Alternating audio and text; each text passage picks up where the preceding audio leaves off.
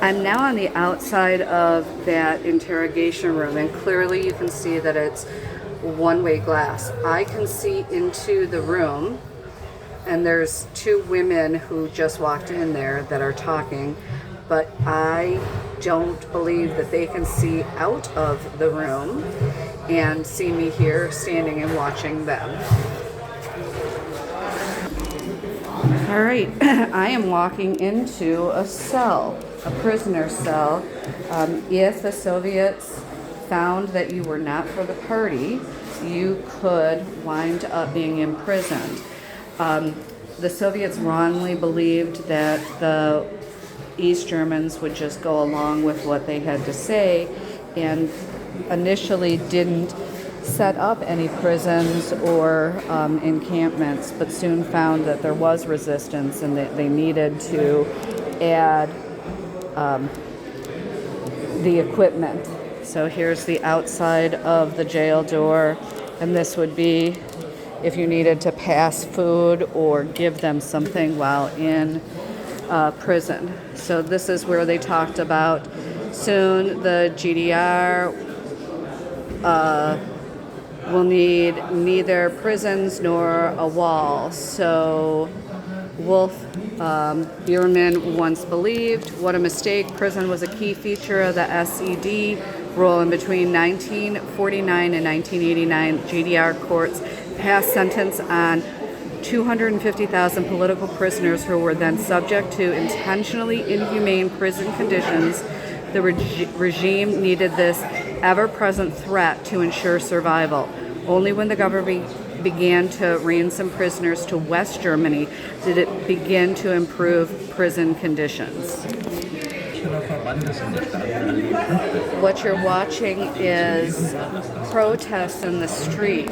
In 1953, June of 1953, saw more than 500,000 people take the streets to protest against the policies of the SED. And so you can see this is what it looked like in the streets.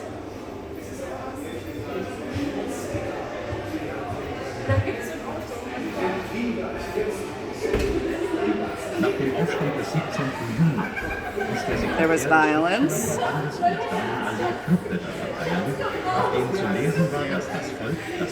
And tanks came in. The Soviet Union declared martial law, put tanks on the street.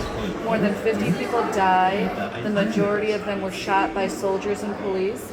The SED labeled the 17 June as a fascist putsch attempt. So opposition, the long journey to freedom. A lot of people were opposed to the GDR in some way, but sentiment is not resistance. Many could not afford to make any trouble without risking at least their professional future.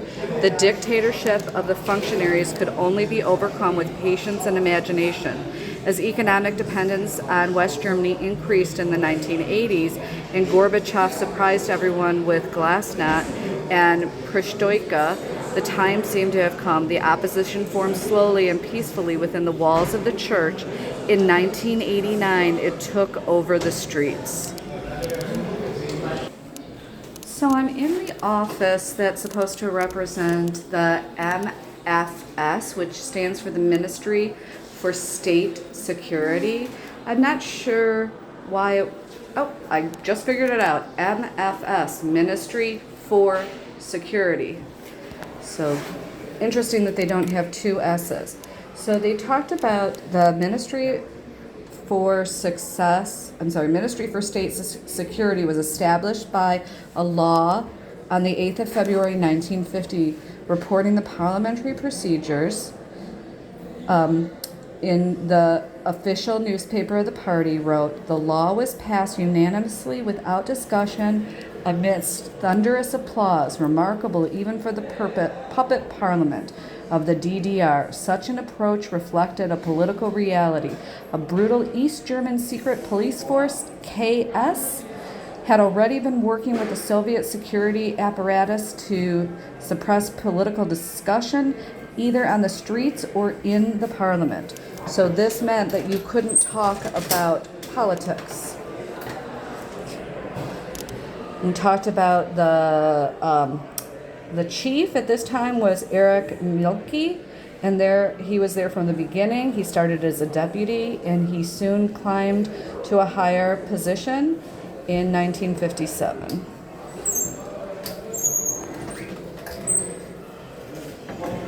So despite his fearsome reputation, he was powerless to stop the collapse of socialism and left office a laughingstock. His last words in front of the DDR parliament, "But I love everybody." The Stasi, or the secret police, destroyed lives as a matter of course, acting on the basis of repressive legislation and with a massive network of agents and informants. The Stasi could leave their opponents free and ruin their lives or just lock them up. Between 1949 and 1989, East German courts handed down an estimated 250,000 to 300,000 politically motivated sentences. The conditions in prison are harsh, and once released, ex-convicts suffered a lifetime of discrimination, with only some 33,000 political prisoners sold to West Germany. The majority were forced to suffer in silence. Only after 1989 could they talk openly about their experience without a fear of returning to jail. So we're back in the home. So let's enter a bedroom. So looking around,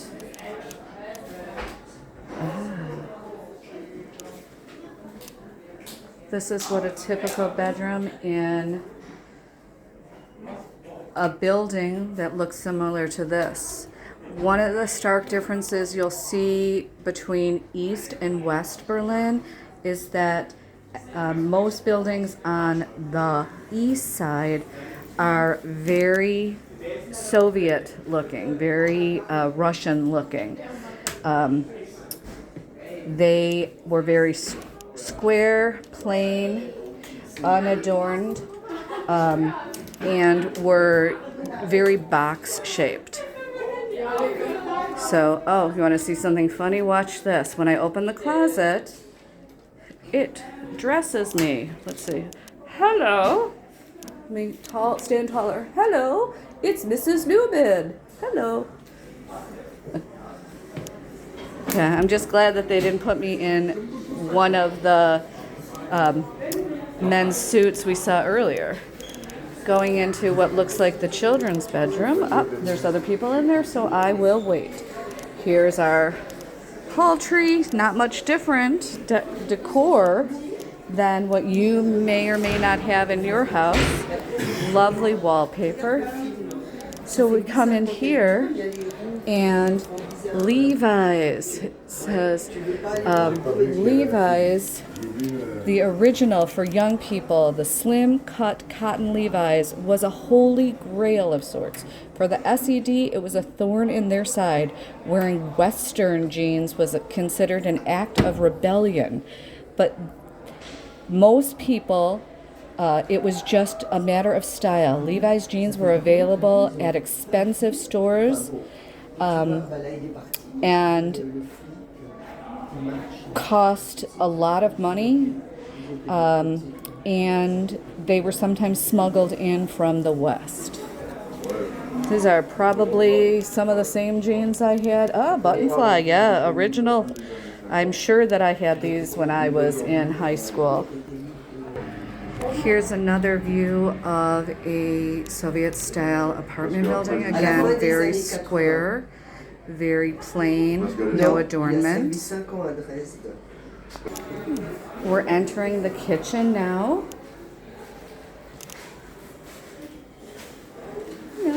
Kind of a typical kind of kitchen. Looks kind of old-fashioned, but this is possibly set from like the 1960s.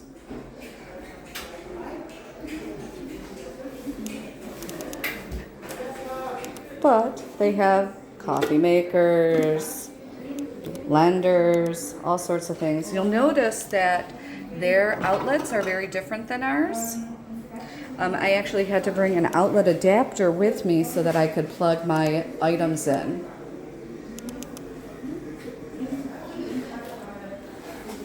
So, and look at this tiny refrigerator. I think my kids' dorm room refrigerators are about this size. All right, let's see what comes next. Ah, the bathroom. So we have a bathroom here, and it looks like within the bathroom is also the washing machine. So, very interesting faucet. And the bathroom, the toilet is more of an old-fashioned toilet where you have to pull this chain to make it flush. Ah, and if I do it, it makes a flushing sound. Alright. And now we're heading into the family room. Oops, I almost walked in on a tour.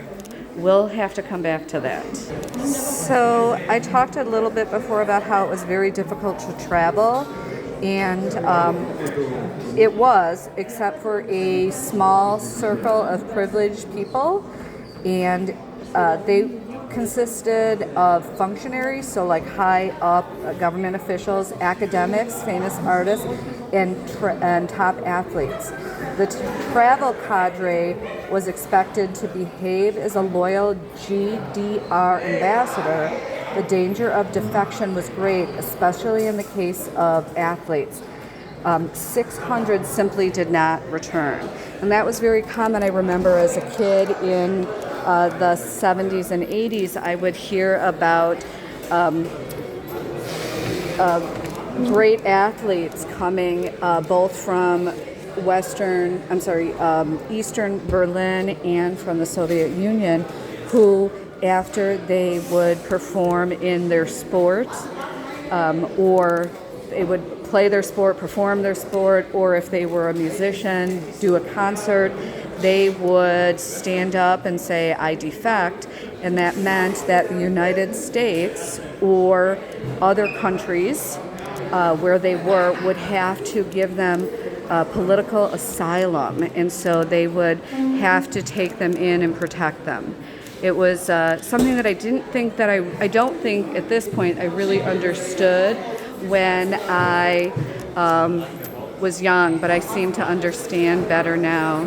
Here's some kids dressing up in the soldiers' uniforms. I've just left the DDR Museum, and this is the Spree River that runs through Berlin. You can see we've got bridges. Our tour guide yesterday told us that Berlin actually has more bridges than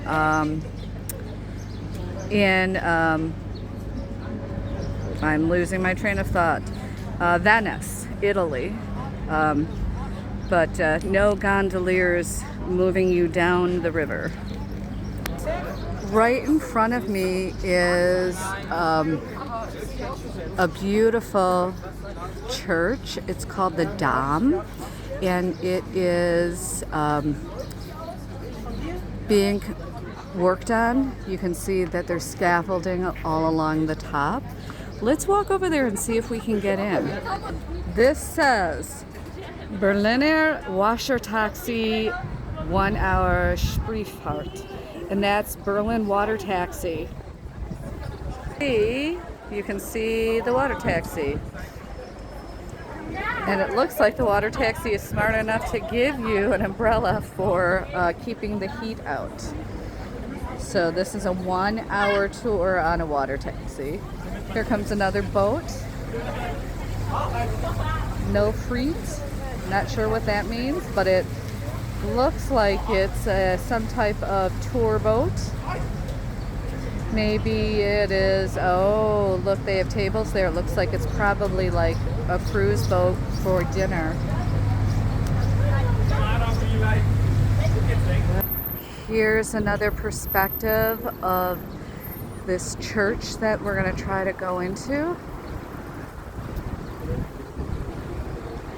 And you can see where I was the other night, where I kept talking about how I love the juxtaposition between the brand new modern buildings and the old classical buildings back to the brand new modern buildings. One of the things that I learned when I was in Paris is that people will bring locks and put them on bridges and things to kind of commemorate that they were here. And this one says LeBron and Brianna, Florian and Brianna, I love you, April 26, 2012. So that's been here for 10 years. And this is a newer one, Maria and Francisco, October 22nd, 2021. So pretty cool that people do this. This one is Muck and Cora with a heart. We bought one when we were in Paris and put it on a bridge there. But unfortunately, ours doesn't say Mark and Mindy April or May 2020. It just is a plain old lock. But pretty cool. It's kind of a way to say, I was here, don't forget me. And in Paris, the locks became so heavy on one particular bridge that they had to cut them all off and put metal fencing around the bridge so that people couldn't put locks on them. It looks like either because of the reconstruction, the dam is closed, or because it's Monday. We found that most of the museums are closed on Monday. So I don't think we'll be able to go in, but I will continue to show you the outside of the dam. Beautiful flora and fauna all over. Yeah, they don't seem to have this open for tourism today. What I find so interesting, and some of you may have been in Chicago and have seen some of the older buildings that are Greek Revival, Corinthian, whatever type of revival there is, means that somewhere in Europe there was that style of architecture. And it's really very cool to be here in Europe looking at the originals that caused that that movement to do a revival. You can see that Berlin is on the side of Ukraine, and I've seen lots of Ukrainian flags around here, lots of signs and posters on things declaring that they stand with the Ukraine. Looking around, again, I love the modern with the old. Lots of school groups. Don't know if these are young kids that have traveled here from another country or if this is just a school field trip. I have also seen lots of older kids, maybe high school age, maybe college age here. Maybe this is the entrance to the dam. Let's see if we can get in. Barrier-free access. All right, let's see if we can get in. As we go up the stairs,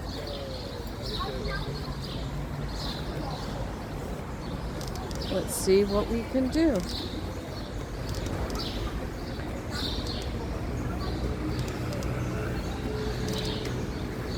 So you have to forgive me, I'm talking off the cuff, And if I make a mistake and call something the wrong thing, I apologize. So you can see, oh, look at these, the ceiling and the gables, just absolutely beautiful. It's like amazing to think that someone built this, and someone built this many, many years ago before we had the technology that we have today. This looks like it's a piece that's been taken off of the building for restoration, and maybe will either be put back or replaced. Very ornate. This is kind of like a dragon. This looks like an angel or some type of winged beast. Very neat. And it looks like, it is a sculpture of the Memorial Church. It was pulled down in 1975. So this is older than all of us, but this has been pulled off the building since 1975. You know, walking. The doors are just beautiful and amazing with the reliefs and carvings on them. Obviously very religious because this is a church. Another pair of doors. I believe the person with the halo type above his head, like right up there, I believe this is supposed to be Jesus. And we've got another set of doors. Again, I believe that these are all biblical. Even the top of the window is pretty. You can see the two glass pieces. As I go even further back, it's layer upon layer upon layer of just amazing architecture. As I span to the top, that looks like a relief mosaic, small tiles that are set into the wall, much like a picture. I found another piece of the architecture that was taken down for people to see. Unfortunately, for two reasons, I'm not going to go in. Number one, I'm not allowed to film, so I just looked through the door and saw the interior, and I can't take pictures. Number two, I am wearing a shirt that shows my shoulders, and they require that you be covered, and I didn't even think to throw my sweater in my bag because it's 93 degrees here today, so I can't go in. So I'm sorry that I won't be able to show you the interior, but I will get some more exterior shots so you can see how beautiful this building is. You know, oh, do you want to see the building? So it's just beautiful. And it's huge. It's really quite tall. I think after this experience of being your quote-unquote tour guide, maybe that's what I need to do after I retire from teaching. Oh, look at this. Just the beautiful, those must be bronze statues because they've turned green.